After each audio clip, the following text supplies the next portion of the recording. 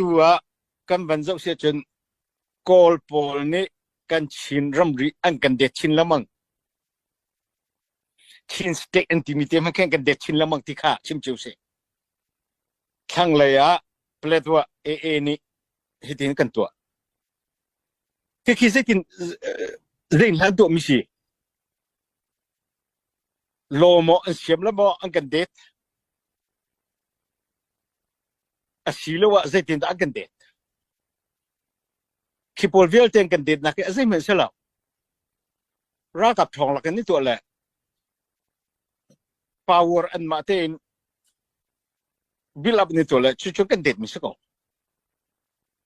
e kan ma zong ni khi pol vel te van thol nak la khi kan ramri van to nak ding tianga khen vai chin national army a thon hap ko a thon lo wa chen zet mang ka kholai lo pakat naka chen pani naka hong umri mi cho ke atu nai na van chimi pol vel te ram hong fel so kan makal kan boy ngamati pol vel te khaban tuk hong chuak selo adai nakin political means in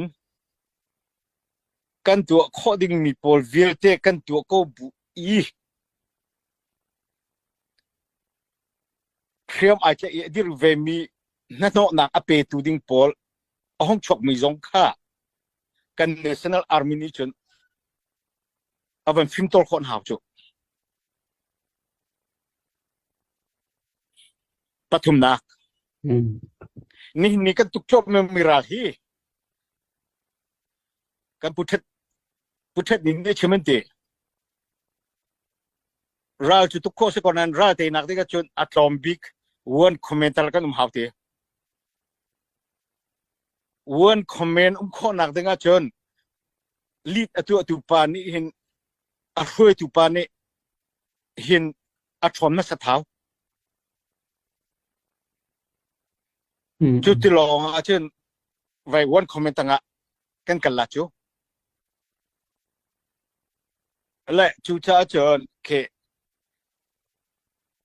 chon apalina ka chon atu koral ka phe zong va se sala kol mi phun zong va se sala vai constitution zong kan ni men ko lai system thar zong kan men ko lai asina kha za ki vai an kan himter lai ti kha har bakau atlom bi kha constitution kha system kha kum framo kum kulmo avan nu hicho vai kha pol vial ti kha afe nu long akin zum ok tak ting chok lai constitution thar jong se system thar jong se kha pol vial te enforcement mechanism kan ti la kha pol vial te okay apui kin nak ding mi her mi institution ze pol vial te kan tu di chu nu chun practice attack kan ban man ni kum som thum kan kal hulonga hin